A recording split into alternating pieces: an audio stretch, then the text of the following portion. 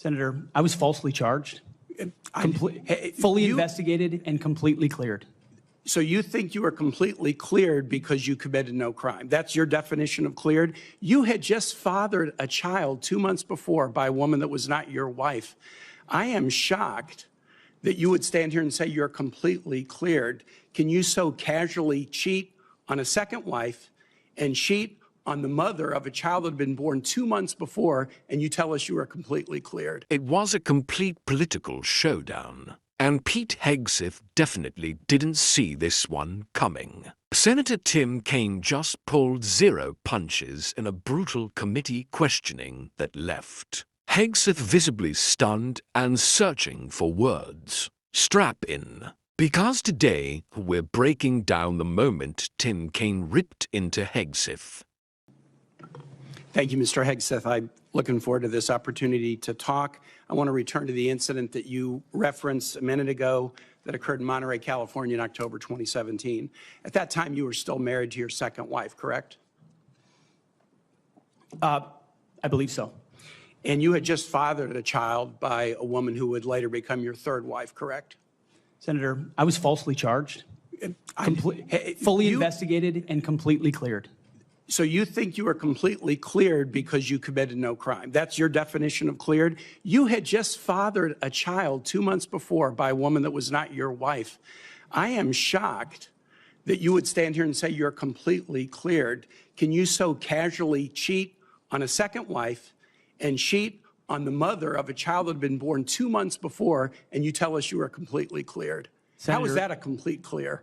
Senator, her child's name is Gwendolyn Hope Hegseth, and she's a child of God, and she's 7 years old. And she was, and you cheated on the mother of that child less than 2 months after that daughter was born, didn't you? Those were false charges. Well, it was fully investigated, and I was completely cleared. And I am so grateful for the marriage I have to this amazing woman behind me. You've admitted that you had sex at that hotel in October 2017. You said it was consensual, isn't that correct? Anything? You've admitted that it was consensual, and you were still married, and you just had a child by another woman. Again, how do you explain your judgment? Completely false charges against me. You fully investigated, and I was completely clear. You have admitted that you had sex while you were married to wife 2 after you just had fathered a child by wife 3. You've admitted that. Now, if it had been a sexual assault, that would be disqualifying to be Secretary of Defense, wouldn't it? It was a false claim then and a false claim now. If it had been a sexual assault, that would be disqualifying to be Secretary of Defense, wouldn't it? That was a false claim. So you talking about a hypothetical. So you can't tell me whether someone who has committed a sexual assault is disqualified from being Secretary of Defense? Senator, I know in my instance, and I'm talking about my instance only, it was a false claim. But you acknowledge, investigated. That you cheated on your wife and that you cheated on the woman by whom you had just fathered a child. You have admitted that. I will allow your words to speak for themselves. You're not retracting that today. That's good. I assume that in each of your weddings, you've pledged to be faithful to your wife. You've taken an oath to do that, haven't you? Senator, as I've acknowledged to everyone in this committee, not a perfect person, not claiming to be. But no, I just asked a simple question. You've taken an oath like you would take an oath to be Secretary of Defense in all of your weddings to be faithful to your wife. Is that correct? I have failed in things in my life, and thankfully I'm redeemed by my Lord and Savior, Jesus Christ. In finalizing divorces from your first and second wives, were there non-disclosure agreements in connection with those divorces? Senator, not that I'm aware of. If there were, would you agree to release those first and second wives from any confidentiality agreement? Senator, it's not something I'm aware of. But if there were, you would agree to release them from a confidentiality agreement? Senator, that's not my responsibility. Did you ever engage in any acts of physical violence against any of your wives? Senator, absolutely not. But you would agree with me that if someone had committed physical violence against a spouse, that would be disqualifying to serve as Secretary of Defense, correct? Senator, absolutely not have I ever done that. You would agree that that would be a disqualifying offense, would you not? Senator, you're talking about a hypothetical. I don't think it's a hypothetical. Violence against spouses occurs every day. And if you as a leader are not capable of saying that physical violence against a spouse should be a disqualifying fact, for being secretary of the most powerful nation in the world, you're demonstrating an astonishing lack of judgment. The incident in Monterey led to a criminal charge, a criminal investigation, a private settlement, and a cash payment to the woman who filed the complaint. And there was also a non-disclosure agreement, correct? It was a confidential settlement agreement off of a nuisance lawsuit. Right. During an interview, you claimed that you settled the matter because you were worried that if it became public, it might hurt your career. Do you maintain that you were blackmailed? Senator, I maintain that false claims were made against me. And ultimately, your attorney those used false the claims, phrase, I have the opportunity to attest my innocence in those false claims. But you didn't reveal any of this to President Trump or the transition team as they were considering you to be nominated for Secretary of Defense. You didn't reveal the action. You didn't reveal the criminal complaint. You didn't reveal the criminal investigation. You didn't reveal the settlement. You didn't reveal the cash payment. Why didn't you inform the commander-in-chief and the transition team of this very relevant event? Senator, I've appreciated every part of the process with the transition team. They have been open and honest with me. We've had great conversations between the two of us. And I appreciate the opportunity that President-elect Trump has given me. You chose not to reveal this, right? Because you knew it would hurt your chances. So you chose not to reveal this really important thing to the commander-in-chief and the transition team because you were worried about your chances rather than trying to be candid with the future president of the United States. Are there any other important facts that you chose not to reveal to the president-elect and his team as they were considering you to be Secretary of Defense? Senator, I sit here before you an open book, as everyone who's watched this process. With multiple non-disclosure and confidentiality agreements tying the hands of many people who would like to comment to us. Much has been made of your workplace behavior as a leader of nonprofit veterans organizations and as a Fox News contributor. Were you fired from either of the leadership positions with the nonprofits? I was the leader. I was the CEO of Concerned Veterans for America and the executive director of Vets for Freedom. Were you fired from either and I of was them? never fired from a veterans organization. Do you have non-disclosure agreements with either of those organizations? Not that I'm aware of, Senator. Many of your work colleagues have said that you show up for work under the influence of alcohol or drunk.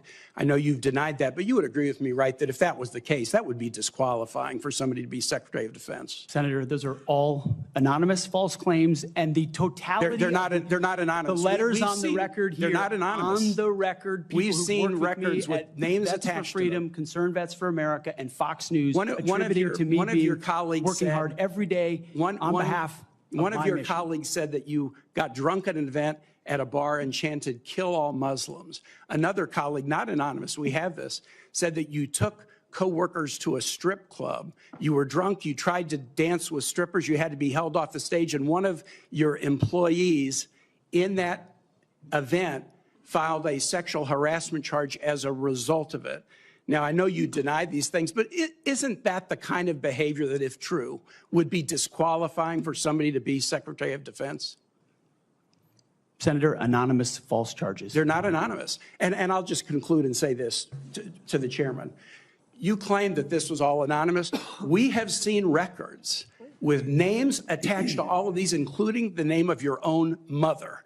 So don't make this into some anonymous press thing. We have seen multiple names of colleagues consistently throughout your career that have talked about your abusive actions, Chairman, attitudes, I think he's words, over and his time. statements He's way to women. over his time. I now yield. If you've been following the latest political news, you know that congressional hearings are usually filled with rehearsed talking, points, and political maneuvering. But every once in a while, a moment happens that completely derail the script. That's exactly what went down when Senator Tim Kaine took the mic. Tim Kaine, known for his usually calm and calculated demeanor, came into this session with a plan. He didn't just ask standard questions. He brought receipts, frame by frame, line by line. Kaine dismantled the arguments being put forward, leaving Pete Hegseth looking completely caught off guard.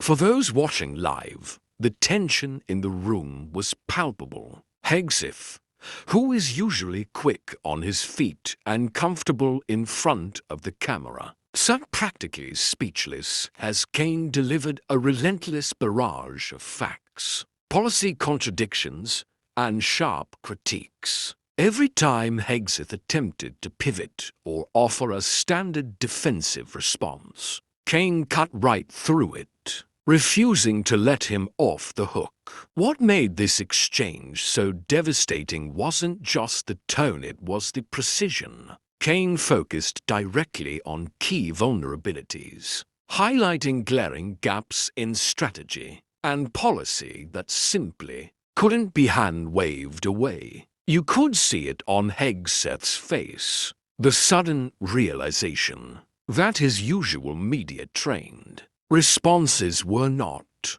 going to work in this chamber. Social media, as you can imagine, went absolute wild. Within hours, clips of the exchange started trending across X, TikTok, and YouTube, with political commentators on both sides weighing in on the sheer intensity of the exchange. Some called it a masterclass in congressional oversight, while others tried to downplay the damage, but the video footage speaks for itself. Hegseth was left completely dumbfounded in a moment that will likely follow him for a very long time. Moments like these show just how intense these political battles can get when the cameras are rolling and the pressure is at an all-time high. Kaine brought the heat, and Hegseth was left holding the bag.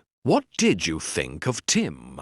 Kaine's questioning was it a fair critique or just political theater? Drop your thoughts in the comments below.